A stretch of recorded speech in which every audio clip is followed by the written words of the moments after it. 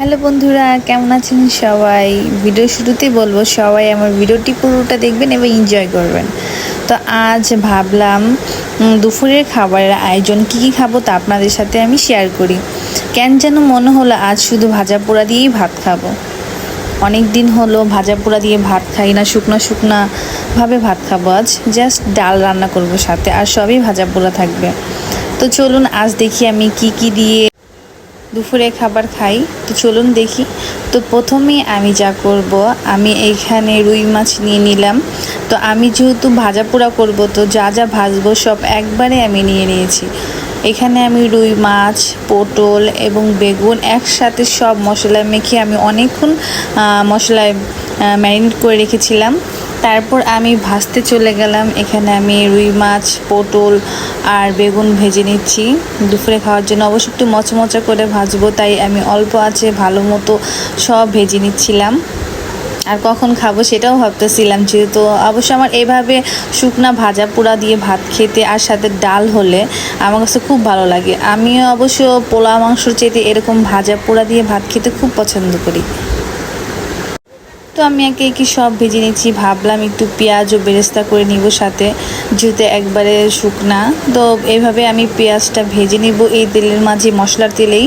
ওই পেঁয়াজটা খুবই ভালো লাগে আমার কাছে। শুধু এমনি নর্মাল তেলে ভাজলে ভালো লাগে না, যেহেতু এটাতে মশলা দেওয়া আছে, তাই আমি এই তেলেই ভেজে নিলাম পেঁয়াজটা।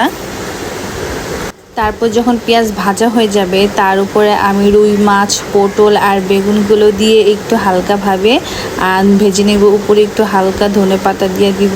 আমার তো এখনও খেতে ইচ্ছে করে। অবশ্যই ভিডিওটা আমার অনেক আগে করা, এডিটিং করার সময় পাচ্ছিলাম না। তবে এখন যেহেতু দেখতেছি আবার খেতে ইচ্ছে করতেছে। তো এই হয়ে গেল আমার আজ দুপুরের ভাজা পোড়া। তার সাথে আমি ডাল নেব, তারপর আমি একবারে ভাত খেতে চলে যাব।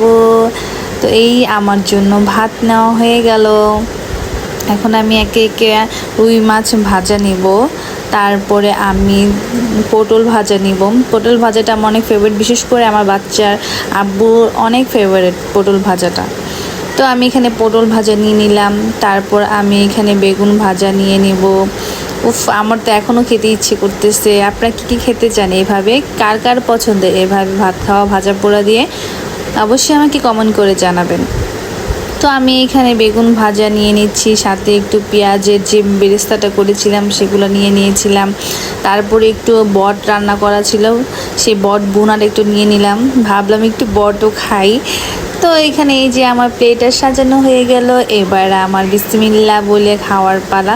তো প্রথমে আমি একটু বেরেস্তা নিয়ে ভাতটা আমি মাখলাম, এবং যখন আমি মুখে ভাত দিলাম তখন আমার কাছে এত ভালো লাগলো। তারপর আমি পটল ভাজা নিলাম, তারপরে একে একে আমি বট নিলাম, সব মিক্স করে খাচ্ছি এইভাবে অনেক দিন পরে। খুবই ভালো লাগতেছে। আমার এই খাওয়া দেখে কার কার খেতে ইচ্ছে করছে আমাকে কমেন্ট করে জানাবেন। অবশ্যই আমি তাকে দাওয়াত দিয়ে ঠিক এইভাবেই খাওয়াবো।